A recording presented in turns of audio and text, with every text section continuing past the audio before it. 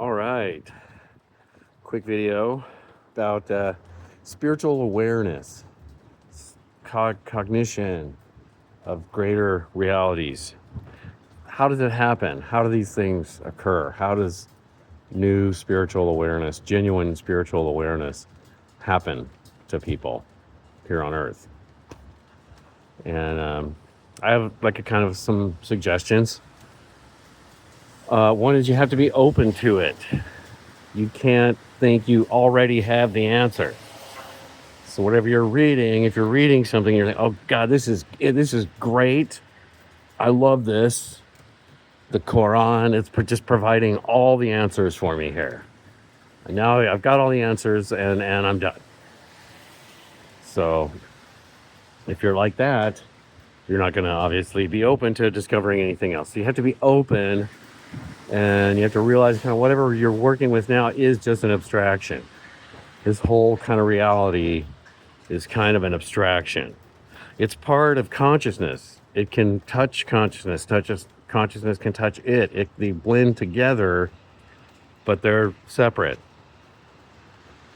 And so being open is one big aspect of it. But looking, engaging, trying to read something. If other people, masters out there, have written something about cosmic awareness, spirituality, their encounters, read those things.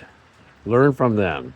They become metaphors. They become stories. They become guides for you, for your spirit, how you're going to get there. Okay? They're not the spirituality itself. They're not the divine itself, but they're pointing to the divine. So you do engage. You study. You pay attention to what's out there, what's been said already. Okay? So you do pay attention. You do stay open. And then, it's gonna happen. It's gonna be weird. It might happen after a bad event, something you think is bad.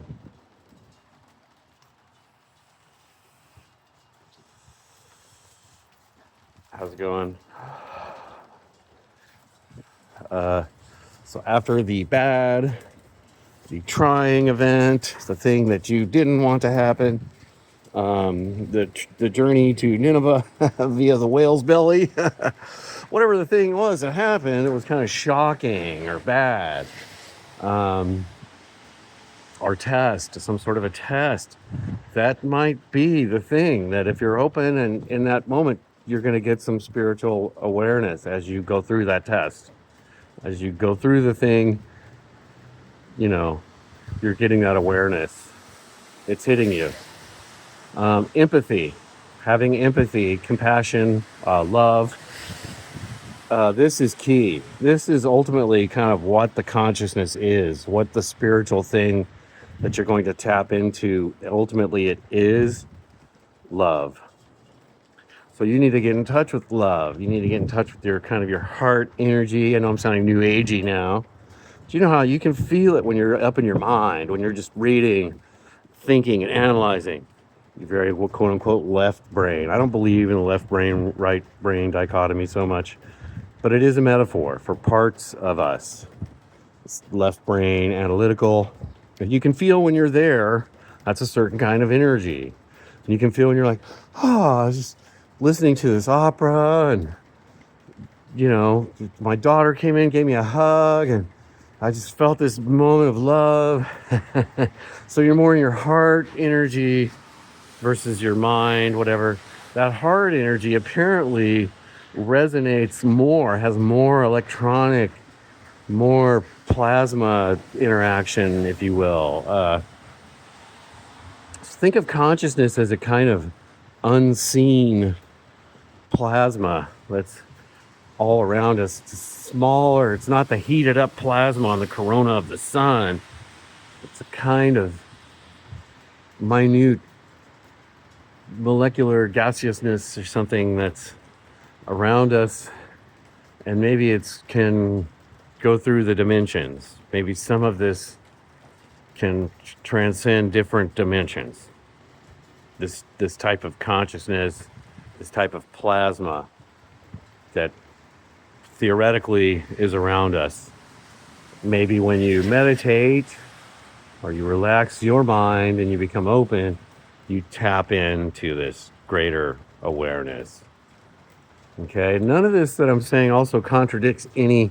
If you happen to be a strict Muslim, you can believe in Allah and Muhammad and that's the source of all this.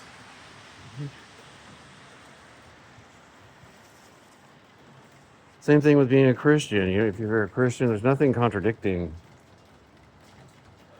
any of your beliefs here because it's actually kind of what Jesus did, how he did it. He said, look what I do. I'm going to close my eyes. I'm going to pray. Tap into this greater healing energy that's all around us. And that's how I do it, and you can do it too. That's the other thing. True spiritual leaders never say, oh, you have to come to me. You have to listen to me. True spiritual leaders say, I think I can show you how to do it. I think I can show you how to have your own spiritual discoveries. Anyway, I just thought I'd bring this up. We're in an interesting time right now.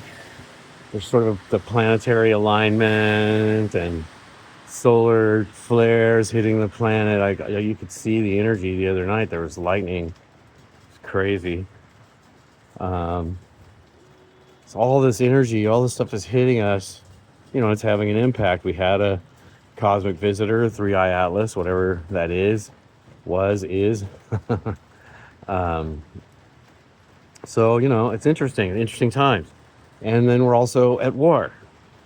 We have like idiot, boomer, self-centered world leaders, and they're starting wars and making bad moves. So they need our help. They need consciousness too. So pray for them. Pray for greater consciousness. Pray for greater truth to prevail and not evil, not self-centered evil. So more love, more community building as we transition through this time. Think in terms of the community where you live. Think that maybe your happiness depends on their happiness too. Their happiness depends on your happiness. If you're not happy and you're loud, you're going to make them unhappy. So you're linked together.